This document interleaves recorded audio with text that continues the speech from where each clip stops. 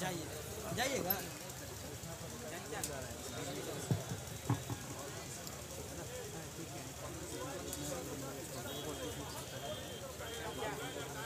السلام علیکم ورحمۃ اللہ وبرکاتہ نحمده ونصلي على رسوله الكريم أما بعد قال الله تبارك وتعالى في القرآن المجيد أعوذ بالله من الشيطان الرجيم بسم الله الرحمن الرحيم يا أيها الذين آمنوا اتقوا الله ولتنظر نفس ما قدمت لغد واتقوا الله إن الله خبير بما تعملون صدق الله العظيم وقال النبي صلى الله عليه وسلم لكل شيء سقالة وسقالة القلوب ذكر الله او كما قال علیہ الصلاۃ والسلام۔ معزز حاضرین کرام، برادران اسلام، شریک جلسہ، بیان سے پہلے ایک بات ذہن نشین کر لیں تاکہ بیان سے آپ کو فائدہ پہنچے، وہ یہ کہ ہمارے پیر و مرشد عارف باللہ حضرت شاہ فتح گڑھی نور اللہ مرقدہ فرمایا کرتے تھے کہ جب بھی ہم دین کی باتیں سنیں، جلسے میں شرکت کا ارادہ کریں، اجتماع میں اللہ والوں کی مجلس میں، تو گھر ہی سے نیت صحیح کر کے چلیں، کیونکہ نیت کو بڑا دخل ہے۔ بخاری شریف کی پہلی حدیث انما الاعمال بالنیات، اعمال کا دار و مدار نیت پر ہے، جیسی نیت ہوگی نتیجہ ویسے ہی مرتب ہوگا۔ اس لیے دوستوں، عزیزوں، بزرگوں، آج جو ہماری اصلاح نہیں ہو رہی ہے، اس کی بڑی وجہ یہی ہے کہ آج ہمارے مزاجوں سے ماننا نکل گیا ہے، اور حقیقت یہ ہے کہ مانتے اسی کی ہے جو دشمن ہے ایمان والوں کا۔ وہ کون؟ نفس اور شیطان۔ سرور عالم صلی اللہ علیہ وسلم فرماتے ہیں ان عادہ عدوئے کا نفس کا اللتی بین جنبیک کما قال علیہ السلام، تمہارے دشمنوں میں سب سے بڑا دشمن تمہارا نفس ہے، تمہاری پہلی ہے۔ ان الشیطان عدو فاتخذوه عدوا، شیطان تمہارا دشمن ہے، اس کو دشمن بنا لو۔ آج افسوس کا مقام یہی ہے کہ اسی سے دوستی ہے، اسی سے دوستی ہے۔ ہمارے بہت بڑے بزرگ کرم فرما حضرت قاری امیر حسن صاحب رحمت اللہ علیہ، جو حضرت شیخ الحدیث کے بڑے خلفاؤں میں تھے، ان کا بہت بڑے خلفاؤں میں ان کا شمار تھا، اللہ نے بڑی عظیم خدمت ان سے دی۔ وہ بڑے بڑے مجلس سے خطاب فرماتے اور یہ بات ضرور حضرت فرماتے کہ آج ہم لوگوں کا حال عجیب ہو گیا ہے، عجیب حال ہو گیا ہے کہ اگر نہیں مانتے ہیں تو پیر کی نہیں مانتے ہیں، استاذ کی نہیں مانتے ہیں، باپ کی نہیں مانتے ہیں، ماں کی نہیں مانتے ہیں، اگر مانتے ہیں تو نفس اور مانتے ہیں تو شیطان ہے۔ دوستو عزیزوں، آج دنیا میں جو کوہرام مچ رہا ہے، یہ اللہ سے بغاوت کا نتیجہ ہے۔ نفس شیطان کے بہکاوے میں آئے ہوئے بے راہ روی کی زندگی گزار رہے ہیں، جس کی وجہ سے پوری دنیا میں کوہرام مچ رہا ہے۔ حضرت والا اس کی پیشن گوئی برسوں پہلے اپنے شعر میں یہ دے چکے کہ وقت آئے گا کہ دنیا میں کوہرام مچے گا، اور یہ اللہ سے بغاوت کا نتیجہ ہے۔ بندے اللہ کے اللہ سے جب باغی ہیں، بندے اللہ کے اللہ سے جب باغی ہیں، کیا تعجب ہے دنیا میں بپا ہے کوہرام، کیا تعجب ہے دنیا میں بپا ہے کوہرام۔ یہ کوئی محل تعجب نہیں ہے کہ ایسے حالات امت پر آ رہے ہیں، تھپیرے پہ تھپیرے لگ رہے ہیں، اور ہم سمجھنے کی کوشش نہیں کرتے۔ یہ جو جلسہ کس عنوان سے ہو رہا ہے، یہ لمحے فکریہ ہے، بیدار کیا جا رہا ہے، لیکن آج بیدار نہیں ہو رہے ہیں۔ آج آخرت کی بالکل فکر نہیں ہے، اگر فکر ہے تو دنیا کی فکر ہے، جس کو خواجہ مسعود بڑے درد سے فرماتے ہیں کہ فکر دنیا تجھ کو شبہ و شام ہے، فکر دنیا تجھ کو شبہ و شام ہے۔ اس سے بے خبر ہے، اس سے بے خبر ہے جو اصلی کام ہے۔ جو اصلی کام ہے کہاں سے آئے اور کہاں جانا ہے، اس سے غفلت ہے جو اصلی کام۔ فکر دنیا تجھ کو صبح و شام ہے، اس سے غفلت ہے جو اصلی کام ہے۔ کچھ دنوں سہلے مشقت اللہ دی، کچھ دنوں سہلے مشقت دی، پھر تو بس آرام ہی آرام، پھر تو بس آرام۔ ان کی مرضی میں کرے جو اپنی مرضی کو، ان کی مرضی میں کرے جو اپنی مرضی کو فنا، دونوں عالم میں اسے آرام ہی آرام ہے۔ پیغام دے رہے ہیں دنیا اور آخرت میں آرام چاہتے ہو، اپنی مرضی میں فنا کر کے دیکھو۔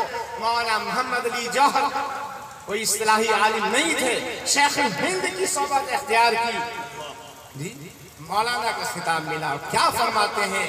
دنیا میں جنت کا مزہ چاہتے ہو تو اپنی مرضی کو خدا کی مرضی میں فنا کر کے دیکھو، پھر دیکھو کیسی زندگی ملتی ہے۔ لیکن آج اسی کی مانتے ہیں جو ایمان والوں کا دشمن ہے، نفس شیطان۔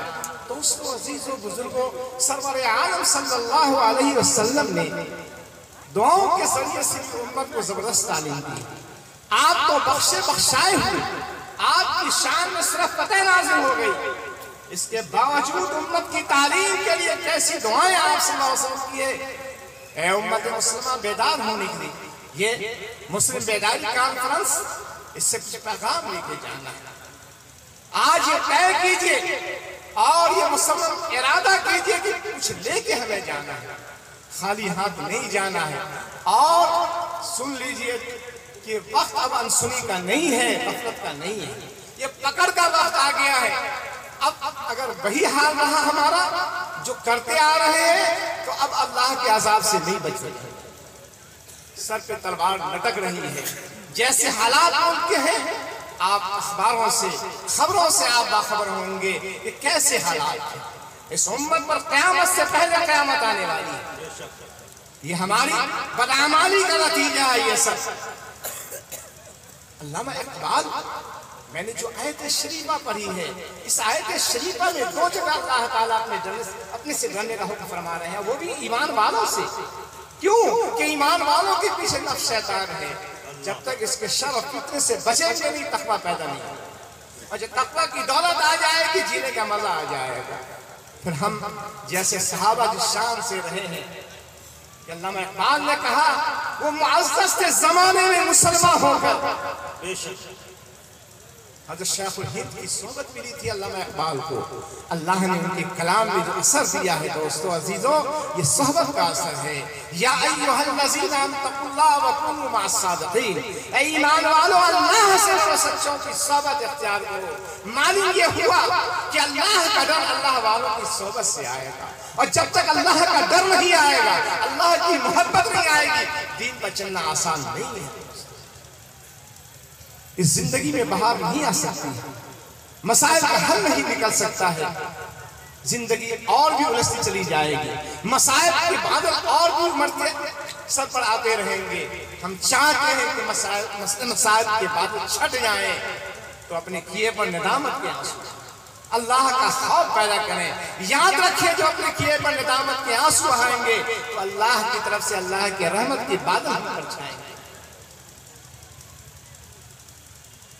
ظلمت نہ دور ہوگی گناہوں کی دوستو، ظلمت نہ دور ہوگی گناہوں کی دوستو، جب تک نہ آپ اشک ندامت بہائیں۔ اور اس جہنم کی آگ کو، دوزخ کی آگ کو اگر کوئی طاقت بجھا سکتی ہے تو یہی ندامت کے آنسو میں اللہ نے یہ طاقت رکھی ہے، جس کو حضرت والا بڑے درد سے فرما رہے ہیں، تسلی ہم گنہگاروں کو حاصل ہو گئی اب تو، تسلی ہم گنہگاروں کو حاصل ہو گئی اب تو، یہ آنسو ہے ندامت کے بجھا دیں گے جہنم، یہ آنسو ہے ندامت کے بجھا دیں گے جہنم۔ روتا ہے جو بھی اپنے گناہوں کو سوچ کر، روتا ہے جو بھی اپنے گناہوں کو سوچ کر، رحمت تلاش کرتی ہے اس اشک میں۔ تو آنسو اللہ کو بڑے پیارے ہیں، ایک وہ آنسو جو اللہ کے خوف سے نکل جائے، دوسرا وہ آنسو جو اللہ کی محبت میں نکل جائے۔ آج دنیا کے خاطر، دنیا کے نقصان پہ تو ہم روتے ہیں، غم کا اظہار کرتے ہیں، آج ہماری زندگی معصیت میں کٹ رہی ہے، دین کا نقصان ہو رہا ہے. کیا اس پر غم ہے ہم کو؟ کیا اس پر ہم آنسو بہا رہے ہیں، اللہ سے فریاد کر رہے ہیں؟ دوستو وہی کر رہے ہیں جو نفس و شیطان کہتا ہے. اس لیے ضرورت اس بات کی ہے کہ خود بیدار ہو، دوسروں کو بیدار کریں. اس وقت میں آہوزاری کا اہتمام کریں جس وقت میں ہمارے اکابر نے کیا ہے اور بہت کچھ پایا ہے. حدیث قدسی ہے کہ اللہ تعالیٰ آخر شب میں سب دنیا پر تشریف لاتے ہیں اور فرشتے ندا لگاتے ہیں. ہے کوئی مصیبت سے نجات چاہنے والا؟ ہے کوئی مصیبت سے نجات چاہنے والا جس کی مصیبت میں دور کر دے؟ ہے کوئی رزق میں وسعت چاہنے والا جس کے رزق کے دروازے کھول دے؟ چھپر پھاڑ رزق. ہے کوئی بیماری سے شفا چاہنے والا؟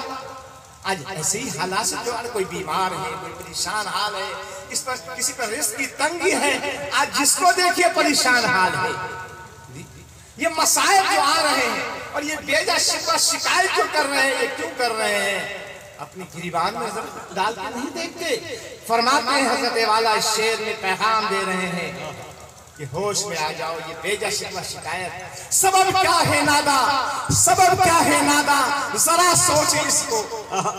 سبب کیا ہے نادا؟ ذرا سوچ اس کو.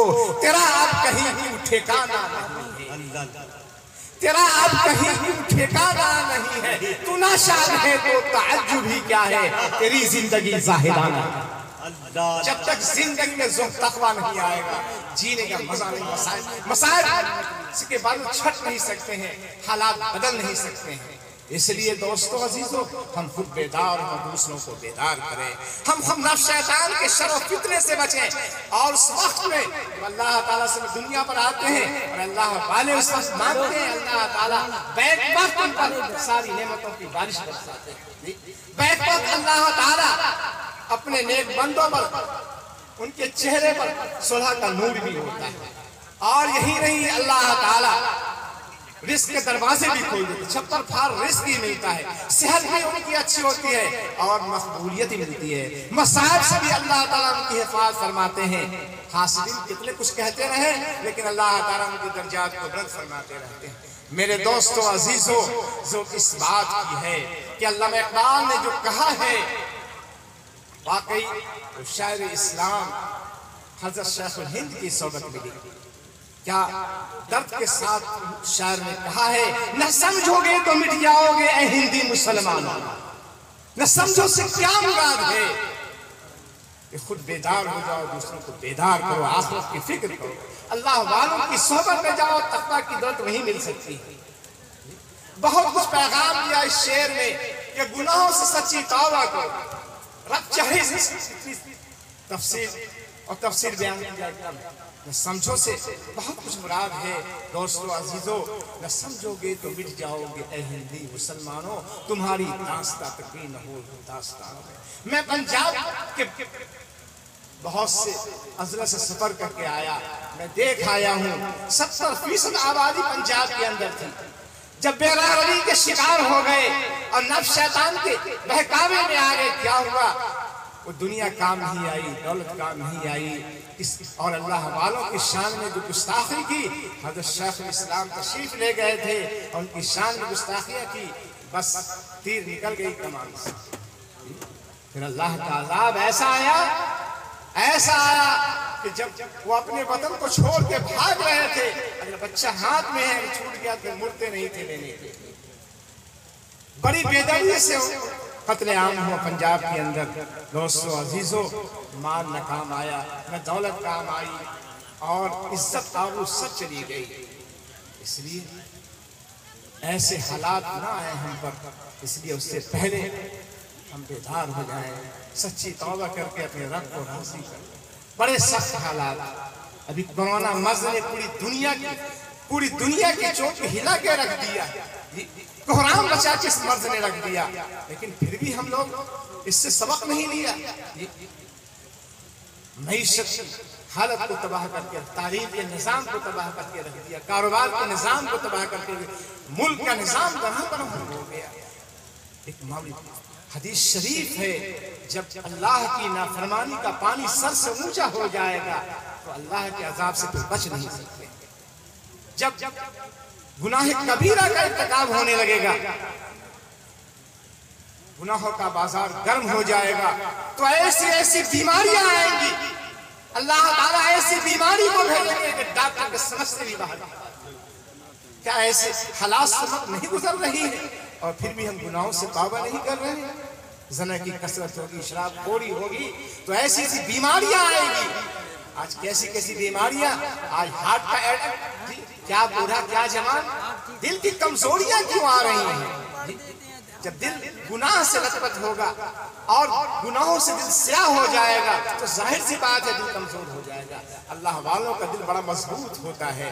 ہمارے حضرت علیہ الرحمہ 90 سال سے زیادہ عمر تھی جب ماہر ڈاکٹر ہاتھ کا آتا ہے، مشین لگاتا ہے، حیران پریشان ہو جاتا ہے۔ آج تک میں نے ایسا مریض نہیں دیکھا کہ اس عمر میں ایسی آپ کا دل ایسا کام کر رہا ہے، کسی نوجوان کا جو دل کام کر رہا ہے اسی طرح آپ کا دل کام کر رہا ہے۔ حضرت والا فرماتے ہیں کہ تیرا نام دل کی میرے دوا، یہ دل کی دوا کیا ہے؟ لِكُلِّ شَيْءٍ سَقَرَةٌ وَسَقَاطُ الْقُلُوبِ ذِكْرُ اللَّهِ، ہر چیز کی کچھ نہ کچھ صفائی کی چیزیں ہوتی ہیں، دل کی صفائی اللہ کے ذکر سے ہوتی ہے۔ دل کیسے زندہ ہوگا، دل کیسے دل بنے گا، کیسے مضبوط ہوگا؟ دل کی دوا تو اللہ کا ذکر ہے۔ مَثْلُ الَّذِي يَذْكُرُ رَبَّهُ وَالَّذِي لَا يَذْكُرُ رَبَّهُ مَثْلُ الْحَيِّ وَالْمَيِّتِ، جو اللہ کو یاد کرتا ہے وہ کمزور ہی کی نہیں، وہ زندہ ہے اللہ کے۔ بے شک صحت مند ہٹا کٹا ہے، نوجوان ہے، اللہ کی یاد سے غافل ہے، وہ صحت مند ہوتے ہوئے زندہ ہوتے ہوئے اللہ کی نگاہ میں مردہ ہے۔ جس کو حضرت والا اس شعر میں اس مضمون کو بیان فرماتے ہیں، تیرا نام دل کی میرے دوا، تیرا ذکر روح کی ہے شفا، تیرا بھولنا میری موت ہے، تیرا بھولنا میری موت ہے، تیرا ذکر حاصل دور، تیرا ذکر حاصل دور ہے۔ دل کو مضبوط کیجئے، صبح شام اللہ کا ذکر کیجئے، کلمہ طیبہ کا ورد کیجئے، اس کلمہ طیبہ سے اپنے دل کے زنگ کو دور کیجئے، مشغول ہو کے کلمہ طیب کے ذکر میں، مشغول ہو کے کلمہ طیب کے ذکر میں، دل میں لگا جو زنگ ہے اس کو چھوڑائیے۔ جگہ جگہ ہماری ذکر کی مجالس ہو رہی ہے، اللہ تعالیٰ سے دعا فرمائے کہ اللہ اس ذکر محض کے فیض کو ہم تام فرما دے۔ آج گناہوں کی ایسے فضا زار آلود ہو گئی ہے جس میں اب جینا دور ہو گیا ہے، تو کیسے جب اللہ کا نام لیا جائے گا، ذکر کے عادی ہم لوگ اللہ اللہ کے، اور یاد رکھیے قیامت اس وقت تک نہیں آ سکتی ہے جب تک اس دھرتی سرزمین پر اللہ اللہ کہنے والے ہیں۔ تو اللہ کا نام جتنا لیا جائے گا، کلمہ شریف کا جتنا ورد کیا جائے گا، اتنی ہی اللہ کی رحمتیں زمین پر اتریں گی، پھر معاشرہ بدلے گا اور چین سکون کی زندگی ملے گی، جس کو اللہ تعالیٰ ارشاد فرماتے ہیں کہ دل کا چین سکون چاہتے ہو، الا بذکر اللہ تطمئن القلوب، یاد رکھو دلوں کا اطمینان تو اللہ کے ذکر سے، اللہ کی یاد سے۔ تیرا نام دل کی میرے دوا، تیرا ذکر روح کی ہے شفا، تیرا بھولنا میری موت ہے، تیرا ذکر حاصل۔ اور فرماتے ہیں اس یقین کے ساتھ حضرت والا ہمارے کہ جو بھی نماز کی پابندی رکھے گا اور صبح شام ذکر کا اہتمام کرے گا، کلمہ طیبہ پڑھے گا، درود شریف پڑھے گا، استغفار کی کثرت رکھے گا، اللہ والے اخیر شب میں استغفار کی کثرت رکھتے ہیں اور اللہ کہہ کے اللہ کی صدا لگاتے ہیں، الا اللہ کی ضربیں لگاتے ہیں، لا معبود الا اللہ، لا مقصود الا اللہ، لا مراد الا اللہ۔ ہماری مراد اللہ ہے، اللہ راضی ہو جائے جو اس کی صدا لگاتا رہے گا، پھر اللہ تعالیٰ کی طرف سے رحمتیں نازل ہوتی رہیں گی۔ اللہ تعالیٰ کا جب فضل ہو جائے گا، دنیا کی کوئی طاقت ہم کو تباہ برباد نہیں کر سکتی ہے۔ دوستو ہمارا سرمایہ کیا ہے؟ صحابہ کی کیا شان تھی اور کون سا سرمایہ تھا ان کے پاس جس سے پوری دنیا میں دین کا ڈنکا بجایا، جس کو شاعر اسلام اکبر الہ آبادی نے 2 شعر میں کہا ہے کہ خدا کی یاد ہے طاقت ہماری، خدا کی یاد ہے طاقت ہماری، مسلح ہے ہمارا تخت شاہی۔ اللہ والوں کے سر پہ تاج نہیں ہوتا ہے، لیکن ذکر کی برکت سے، اس ذکر کی دولت سے وہ بے تاج بادشاہ ہوتے ہیں۔ نہ پوچھ ان فرقہ پوشوں کی، نہ پوچھ ان فرقہ پوشوں کی، ارادت ہو تو دل ان کو ید بیضا لیے بیٹھے ہیں اپنے آستین۔ تمنا درد دل کی ہو تو کر خدمت فقیر۔ اللہ تمنا درد دل کی ہو تو کر خدمت فقیروں کی، نہیں ملتا ہے یہ گور بادشاہوں کے خزینے میں۔ یہ دوستو عزیزو اللہ اللہ کرنے میں کیا مزہ ہے۔ لوگوں نے سمجھا ہی نہیں ہے کہ خانقاہی نظام کو، کہ خانقاہ سے جڑنے سے، اپنی اصلاح کرنے سے کیسی عظیم دولت ملتی ہے۔ حضرت مولانا حکیم اختر صاحب فرماتے ہیں میں کوئی بڑے مدرسے کا فارغ نہیں ہوں، لیکن انہی اللہ والوں کی توجہ دعا کی برکت سے آج دنیا میں ہماری تصنیف و تعلیم کا لوگ مطالعہ کرتے ہیں۔ بے شک یہ فیض ہے تو شاہ پرتاپ علی کا شروع زمانے میں میرا وقت حضرت کی خدمت میں لگا، اور پھر شاہ پھولپوری کی میں نے بے لوث 18 سال خدمت کی ہے۔ یہ دولت ایسے نہیں ملتی ہے، پھر شاہ ہردوئی سے انہیں خلافت ملی، اللہ تعالیٰ نے آپ کے فیض کو پوری دنیا میں پھیلا دیا، اور کہا انہوں نے جب بڑے بڑے علماء آپ سے بیعت ہوئے اور کروڑپتی اربپتی آپ کے قدموں میں گرے، آپ کی جوتیاں صحیح کرنے لگے، تو کہنے لگے کہ دعاؤں کی قیمت کو سمجھو، لوگ سمجھتے ہی نہیں۔ حضرت تھانوی ایسی شخصیت کہتی ہے یہ شخصیت بڑی عظیم شخصیت ہے، وہ فرماتے ہیں کہ میرے پاس کچھ نہیں اللہ جو علم کا سمندر ہو اگر ہے تو بزرگوں سے تعلق، ان کی دعائیں۔ لوگ نہیں سمجھتے ہیں اللہ والوں کی تعلق کو، میرے نزدیک تو بڑی اس کی قیمت، میں اس تعلق کو بہت بڑا سرمایہ اپنے سمجھتا ہوں، اور اللہ والوں کی دعاؤں کو۔ تو حکیم اختر صاحب رحمۃ اللہ علیہ فرماتے ہیں کہ بزرگوں کی صحبت کی قیمت کو سمجھو، بزرگوں کے فیض کو سمجھو، کہ آج اگر ان حضرات کی ہم غلامی اختیار نہیں کرتے تو دنیا میں ہمارے نام کا ڈنکا نہیں بجتا۔ ہم نے تو اپنے کو چھپایا، لیکن اللہ تعالیٰ نے میرے نام کو روشن فرما دیا۔ ہمارے پہلے بزرگ حضرت شاہ پرتاپ علی نے یہ پیشن گوئی فرمائی کہ وقت آئے گا کہ پورے عالم میں آپ کا فیض پہنچے گا۔ ان دعاؤں کا اثر ہے کہ چاند تارے میرے قدموں میں بچھے جاتے ہیں، چاند تارے میرے قدموں میں بچھے جاتے ہیں، یہ کسی کی دعاؤں کا اثر سکتا ہے۔ اس محمود کو کون جاننے گا؟ بڑے بڑے علم و فضل میں ہم سے بہت ہزاروں آگے ہیں، لیکن یہ نسبت کی برکت ہے۔ آج مجھے بلانے میں مجبور، نہ چاہتے ہوئے اس پر مجبور ہے۔ یہ فیض ہے شاہ پرتاپ علی، میری کوئی حیثیت نہیں ہے، میری حیثیت ایک ذرے کی ہے، لیکن ذرے کو جب سورج سے تعلق ہو جاتا ہے، اس کی کرن پڑتی ہے تو ذرے میں بھی رونق آ جاتی ہے، اس ذرے میں بھی چمک آ جاتی ہے۔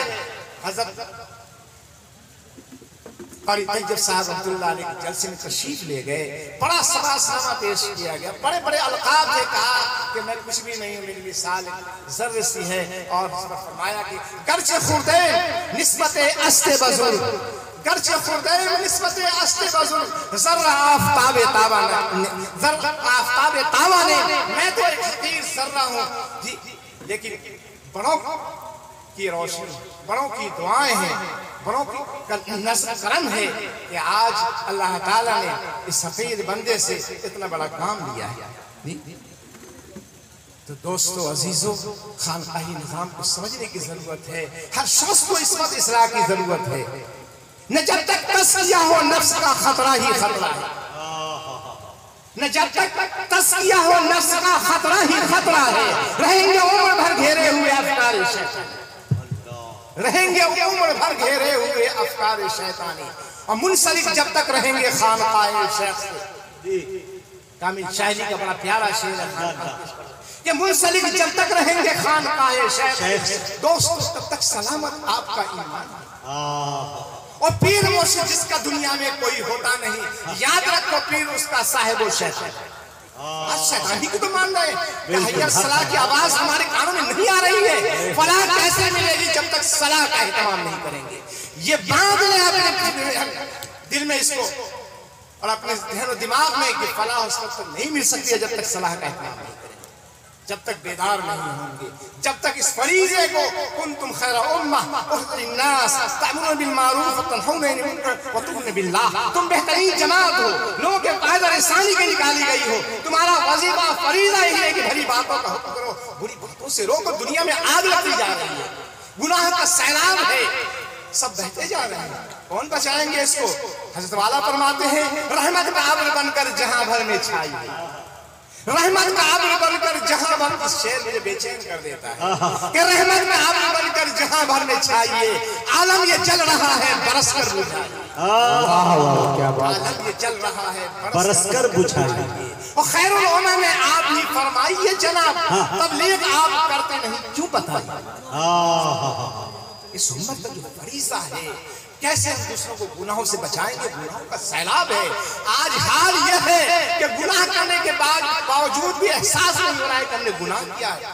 بڑے بڑے گناہ میں مبتلا ہے، بدنگاہی عام ہے، بدگمانی عام ہے، اور غیبت عام ہے۔ یہ عظیم گناہ ہے، گناہ کبیرہ ہے۔